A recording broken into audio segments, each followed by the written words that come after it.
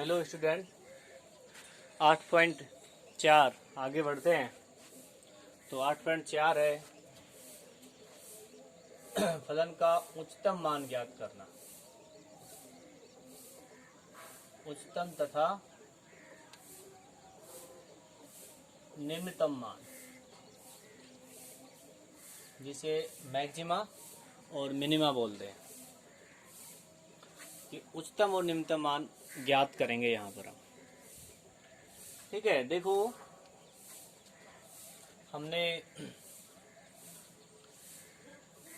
8.2 में वर्धमान और ह्रासमान पढ़ा था। तो कोई फलन y बराबर fx है, y बराबर fx है, इसका ग्राफ इस प्रकार का है। यानी ये फलन है आपका y बराबर में fx। तो हम देखें यहां से लेकर यहां तक, यहां से यहां तक ये वर्धमान फलन है, और यहां से लेकर यहां तक ये ह्रासमान फलन है। फिर ये यहां तक वर्धमान है और यहां तक ह्रासमान है, यहां तक वर्धमान है। ये पॉइंट मैंने ए मान लिया, ये पॉइंट बी है, ये पॉइंट सी है, ये पॉइंट डी, और ये चलिए अभी 4 point A B C D. अब इस ग्राफ में हम बिंदु ए तथा सी को उच्चिष्ट बिंदु बोलेंगे।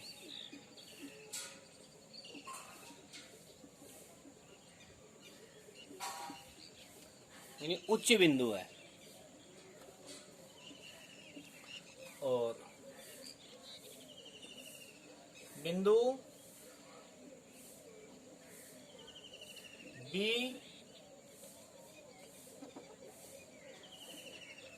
बी तथा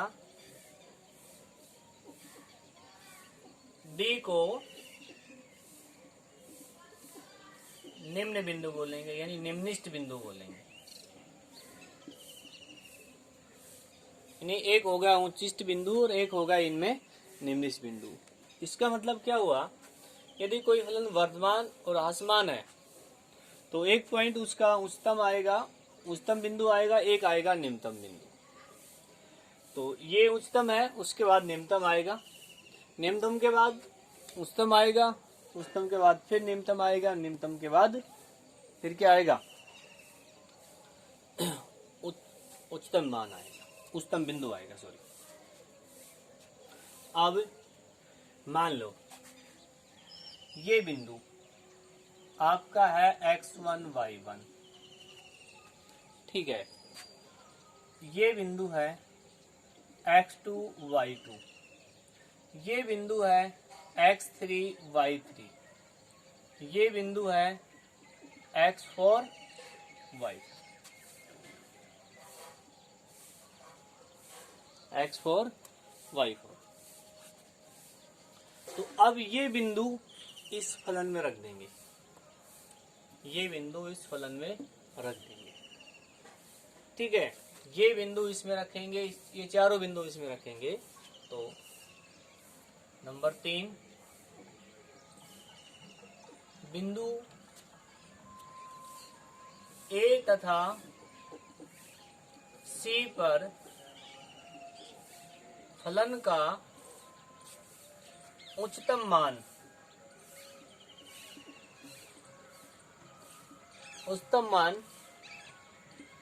प्राप्त होता है।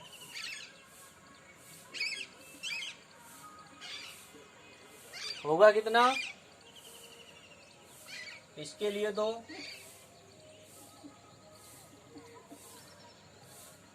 इसको मान लिया आपने C1, ये बिंदु इसमें रख दिया। और इसके लिए X3, Y3 और C2। मान लो इसको रखने के बाद C1 आ रहा है, इसको रखने के बाद C2 आ रहा है, तो ये तो हो जाए आपका उच्चतम बिंदु, ये भी उच्चतम बिंदु हो जाएगा।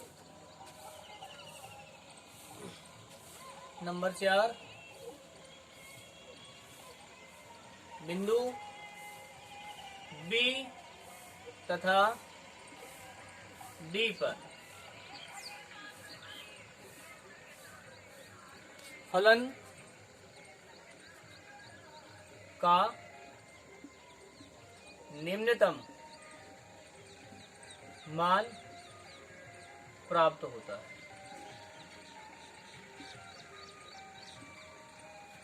और होगा कितना?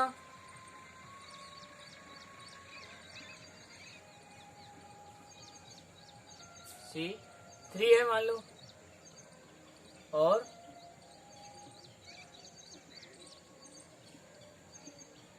C4। तो ये है उच्चतम और निम्नतम की जर्नल परिभाषा कि क्या कि यदि किसी भी वक्र का आप ग्राफ खींचते हैं तो एक उच्चतम बिंदु आता है, तो उसके संगत दूसरा निम्नतम आएगा, निम्नतम के संगत क्या आएगा? उच्चतम आएगा। और वो ABC जो उच्चतम बिंदु आते हैं, उन बिंदुओं को यदि फलन में रखते हैं तो जो मान प्राप्त होता है वो उच्चतम मान और निम्नतम मान प्राप्त होते हैं। ठीक है, आप इसको पहले स्क्रीनशॉट लेके उतारेंगे। अब आगे आता है कि आपने उच्चतम और निम्नतम मान ज्ञात करना। उच्चतम और निम्नतम मान ज्ञात करना। देखो, उससे पहले छोटे से टॉपिक रह गया, क्या जो हमारा अधिकतम और निम्नतम मान आता है उससे स्थानीय मान और स्थानीय निम्नतम मान, स्थानीय उच्चतम मान भी बोलते हैं। ठीक है, तो अब है अधिकतम मान तथा निम्नतम मान ज्ञात करना।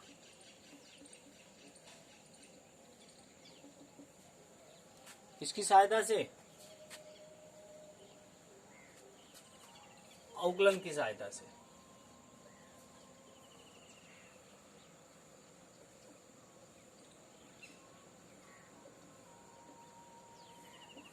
पहली विधि रहेगी, आज हम फिर पहली विधि पढ़ेंगे, अधिकतम मान तथा न्यूनतम मान ज्ञात करना। देखो, प्रक्रिया क्या रहेगी? नंबर 1,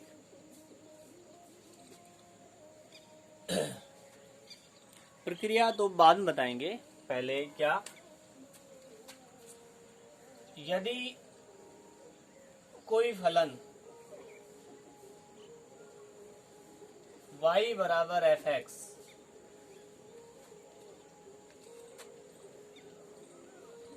इस प्रकार हो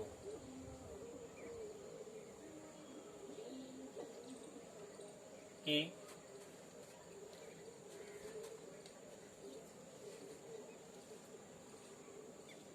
नंबर 1,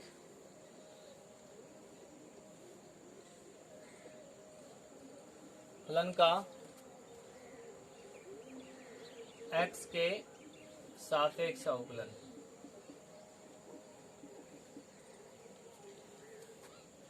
चलो,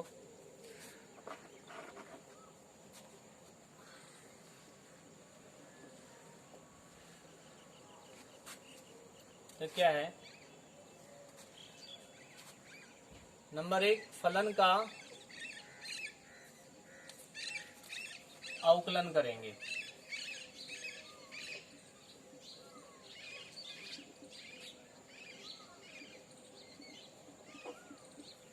मतलब f'(x). नंबर 2, फलन का पुनः अवकलन करेंगे। पुनः अवकलन करेंगे f डबल डैश एक्स, यानी 2 बार अवकलन करेंगे। अब यदि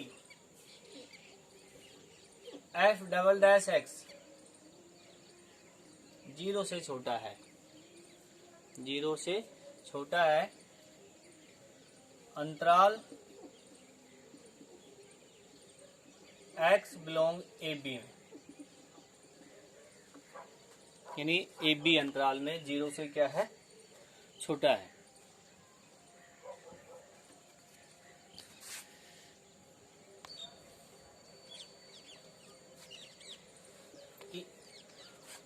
कि x का मान मान लो हमारे पास x1, x2, x3 dash dash ये है, तो इसमें f(x) लेस देन 0 है, तो जिस भी बिंदु पर 0 से छोटा है, जिस भी बिंदु पर मान लो f डबल डैश x1 0 से छोटा आ गया, तो x बराबर x1 पर फलन का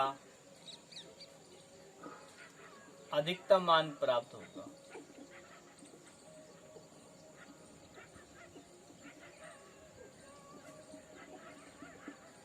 ठीक है, ध्यान देना, यदि 0 से छोटा है तो अधिकतम मान प्राप्त होगा।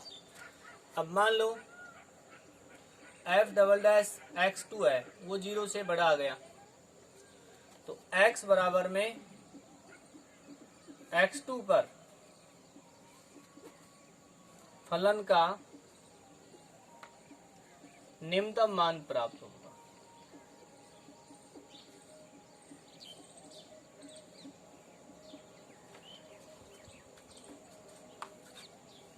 ठीक है, अब यदि डबल डैश कोई बिंदु x3 है, उस पर ये 0 आ गया,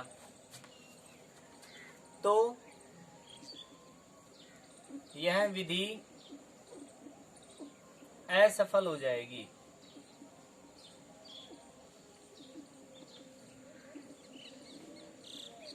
यह विधि असफल हो जाएगी, इसके लिए फिर हम दूसरी विधि उपयोग में। ठीक है भाई, अधिकतम तथा निम्नतम मान ज्ञात करने के लिए हम पहले फलन का अवकलन करेंगे f डैश, उसका फिर अवकलन करेंगे डबल डैश। अब डबल डैश बताएगा कि भाई उच्चतम मान है या निम्नतम मान है। अब रही बात ये कि ये मान कहाँ से आएगा आपके पास, x1, x2, x3 dash dash xn कहाँ से आएगा, तो ये आएगा f डैश से। f डैश से, जैसे आपने वर्धमान और ह्रासमान में f डैश को 0 के बराबर किया था और मान निकाला था, वैसे ही हम यहाँ f डैश को 0 के बराबर करेंगे, x का मान निकालेंगे। x का मान 2 आता है, 3 आता है, या 4 आता है, या 1 आता है। ठीक है, अब उन मानों को फिर इसमें रखेंगे। इसका स्क्रीनशॉट लो, उतारो। अब एग्जाम्पल देखो।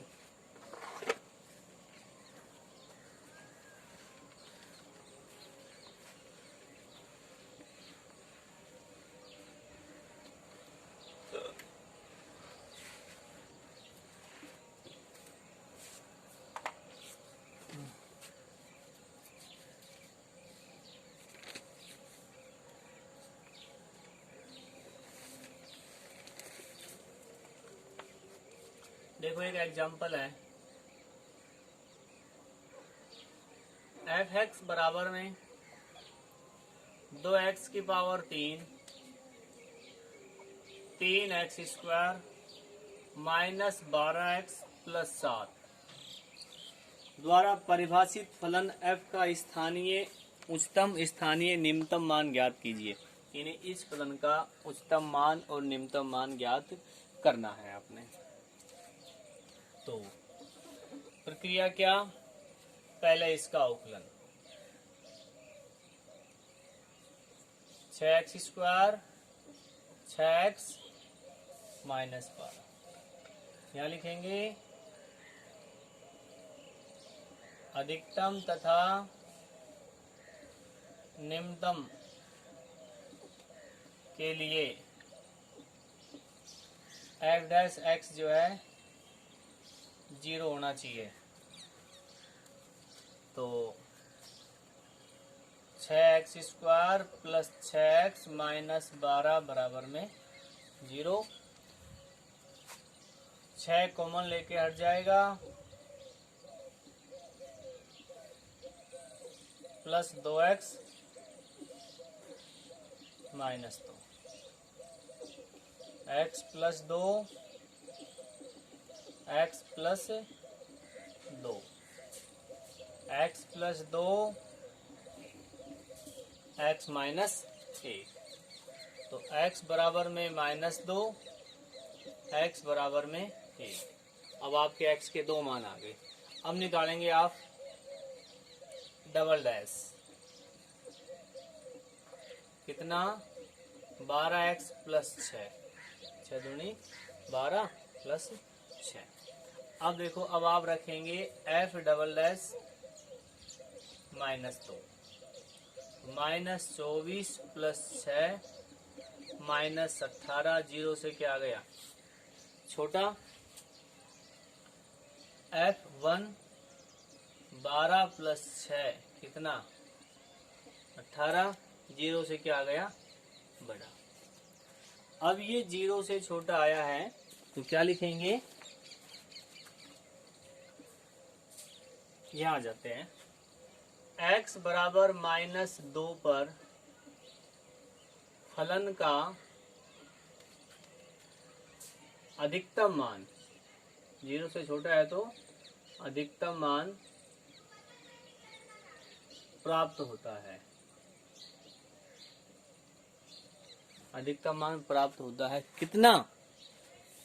कितना है? तो इसके लिए क्या बताया था, ये जो x -2 है ये बिंदु इसमें रखेंगे। तो f -2, 2 गुणा -8, 3 गुणा 4, 12 गुणा -2 प्लस 7, -16 प्लस 12, 24 प्लस 7। तो 12 7 19, 19 और 8 27। और 1 के लिए x बराबर 1 पर फलन का निम्नतम मान प्राप्त होता है।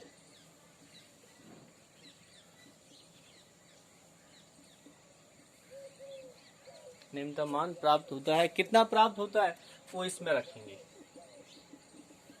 2, 3, -12, 7 कितना प्राप्त होगा 0। ये आ जाएगा मान। तो निम्नतम मान तो आ गया 0 और अधिकतम मान आ गया कितना 27। ठीक है, पहले अवकलन 0 के बराबर x का मान निकालेंगे, डबल डैश निकालेंगे। डबल डैश में दोनों मान रखेंगे। जिस पर 0 से छोटा आता है वो अधिकतम, जिस पर 0 से बड़ा आता है वो निम्नतम मान प्राप्त होगा। ये तो बिंदु है, देखो ये बिंदु कहलाएगा, ये भी बिंदु कहलाएगा, और ये क्या कहलाएगा मान, ये क्या कहलाएगा मान।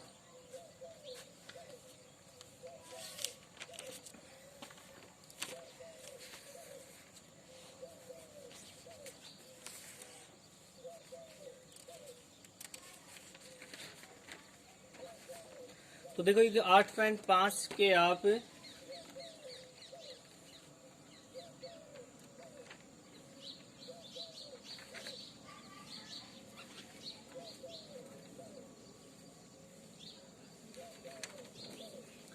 पहले के 4 करेंगे, पहले के 4 सवाल करेंगे। ठीक है, इसी तरीके से आगे और देखो। आगे देखो कुछ इस प्रकार के सवाल होंगे जो आपने खुद अंदाजा लगाना पड़ेगा, मतलब खुद देखेंगे आप। जैसे ये आ गया ग्राफ आपके पास,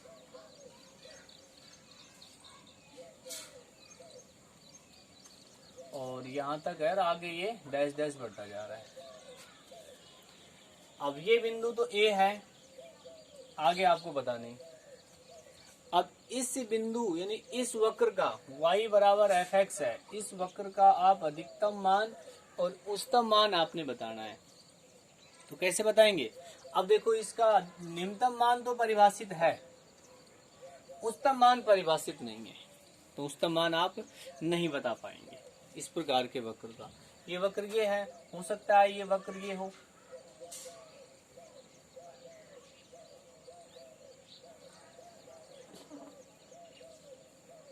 ये पॉइंट है, ये बी। तो इसके लिए क्या, इसके लिए निम्नतम बिंदु नहीं बता पाएंगे, उच्चतम बिंदु बता पाएंगे। तो इस प्रकार के एग्जाम्पल क्या है जो अपने 8.5 का दूसरा सवाल से संबंधित है। जैसे ये है एफ एक्स बराबर एक्स माइनस 1 का अधिकतम और निम्नतम मान बताओ। तो इसमें आपने क्या देखना है, जिस पर ये 0 हो रहा है, किस पर, x बराबर 1 पर, कितना हो जाएगा 0। अब आप इसके आगे 2 रखो, कितना आएगा 1 आएगा, 2 माइनस 1 बराबर में 1। अब इसके पीछे आप 0 रखो, इसके छोटा बड़ा 2 मान रख लो, कितना आएगा 1 आएगा। अब आप ये देखो, जो आपका शुरू में 0 आया था उससे मान किस प्रकार के आ रहे हैं, 0 से मान ये बड़ा आ रहा है, छोटा नहीं आ रहा है। मतलब आप आगे मान रखते जाएंगे, बड़े आते जाएंगे, लेकिन छोटा मान नहीं आएगा। कहने का मतलब मापांक है, माइनस का मान कभी नहीं आएगा। इसका मतलब सारे मान प्लस के आएंगे और आगे बढ़ते जाएंगे। तो अब उनसे अंदाजा लगाओ इसमें सबसे छोटा मान कौन सा है। तो निम्नतम मान F1 कितना है 0, अधिकतम मान अपरिभाषित, अधिकतम मान अपरिभाषित। ठीक है, जैसे और है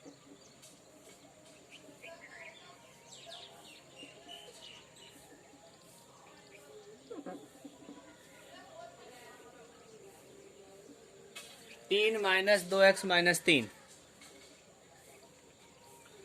अब इसमें पहले इसको देखो किस पर 0 हो रहा है, ये होगा x बराबर में 3/2 पर, 3/2 पर। अब ये इसमें रखेंगे, तो 3 माइनस 0 कितना आएगा 3। अब इसका मान आप रखते जाएंगे,